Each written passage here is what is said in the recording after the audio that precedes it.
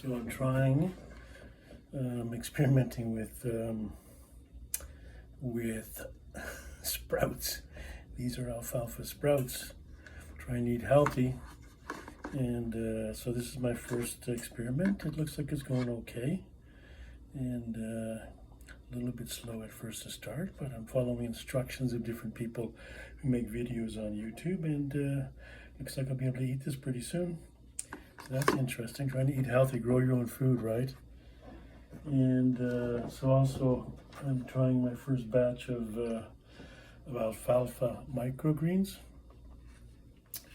and they're coming along pretty good. I'll see how big they get. I don't know how big alfalfa gets, but we're going to find out. Apparently, according to one lady who makes a video there, she has the U.S. government's official statement on alfalfa about all the vitamins and proteins and minerals and all that good stuff in there. So that's a possibility. I might make a link to that if someone's interested in all the nutritional facts that are officially publicized by the U.S. government. And here we've got some. This is some more radish. This is a different kind of radish. I've been growing up until now the daikon radish, which is really good. And this is another kind of radish, and I forget the name already. Next time, maybe I'll put it in the details below the name. I'll write it in. And as you can see on the little paper here, it says ozone water, right? So I tried, because there's a lot of ozone water available here at the markets, and I've been trying different waters to see which water perhaps gives the best growth, right?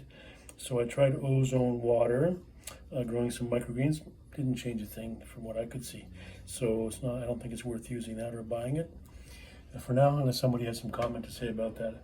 I was just wondering if the ozone water, gives more life to the plants. And I did read, because I'm also growing a little citrus tree, and some of the lower leaf once in a while get yellow. And I did read that or here on YouTube, that when the leaves get too yellow, it's a sign they're lacking calcium, according to this one thing I discovered. So I noticed on a certain kind of bottled water that I had bought, that I didn't really like that much the taste, and it looked in there and it had much more calcium than the other water I was using.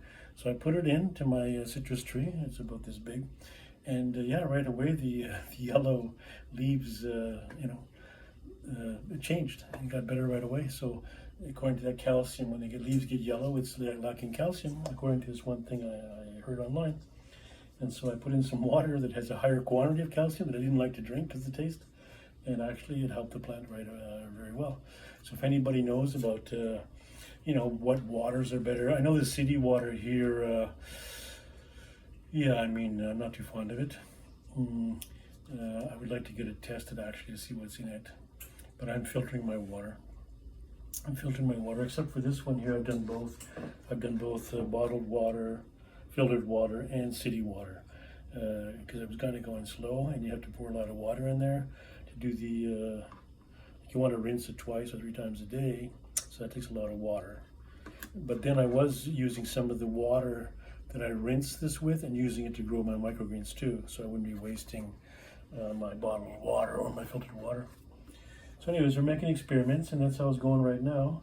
And also, I've discovered, and I didn't do this on purpose, it wasn't like a plan, but I discovered I dried out some of the herbs, and I'm trying to perfect it, but I've made some roasted and some regular and some combined herbs, and I ordered some empty tea bags, and I put my own tea bags in there, and I drink that, and it clears up your sinus like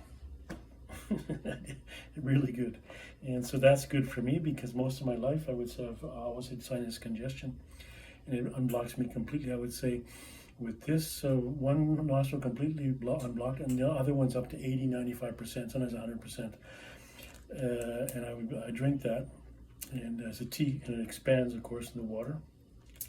So if anybody wants to buy some, I'll sell you some, because I go through the process of growing it from organic seed, then I dry it, and then I bag it. And so if anybody is interested in trying that to decongest their nasal nasal congestion. I think it's good for the lungs too. But I wouldn't drink too much. I was drinking like 3 times a day, and then it would make me tired. I realized, why am I so tired? And I realized maybe it's that tea. So it also is not only decongest, but it also can make you tired if you drink too much of it. Like I was drinking 3 times a day. If you just drink once at night, I don't think it makes you tired. I mean, it might relax you a little bit, but it wasn't, you don't feel the difference. I didn't anyhow. So if anybody's interested, I can send it out to you for a couple bucks. I'll have to figure out how much it costs. I figure like probably just as a promotion, I could do 10 bags for something like maybe $2.75. $2.75 for 10 tea bags. You could try it out as a promotion, right? I'm not sure if I'm making the money that I'm spending in the time, but as a promotion, since it's a new product, you might want to try it. It works for me, and I'm type A blood, and according to Dr. D'Adamo, who's an expert in blood types and how food reacts. I'm just going to turn off the oven here. I got something warming up.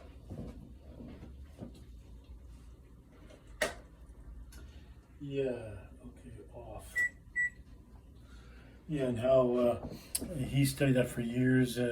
He was in an institute in Switzerland, and he would have patients come in, let's say 5 patients. They would go live there. It's a place you'd go live. They put you on a diet to cure different illnesses. And so he says in his book, in English called One Man's Food.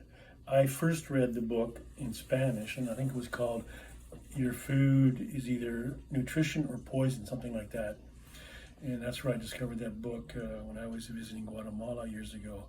And a friend of mine recommended that book to me, and I read it. And so in the book, he discovers, Dr. D'Adamo, D''Adamo, that he would have 5 patients come into the clinic in Switzerland that he was working in, and they would put them all on the same diet. They had the same disease, let's say, the same illness.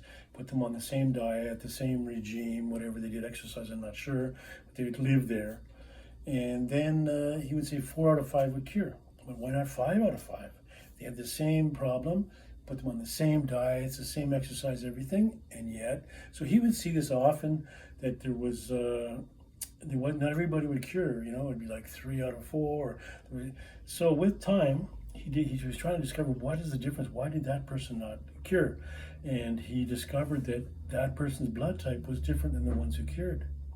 Then he began to investigate into that to see how foods, like for one person, let's say the orange is a really good fruit for whatever, to cure their cold, let's say. And then he would discover that another blood type, the orange, wouldn't help at all. So he deepened that and became an expert in that domain. And he has a clinic, I believe, if he's still alive, I think he's still alive.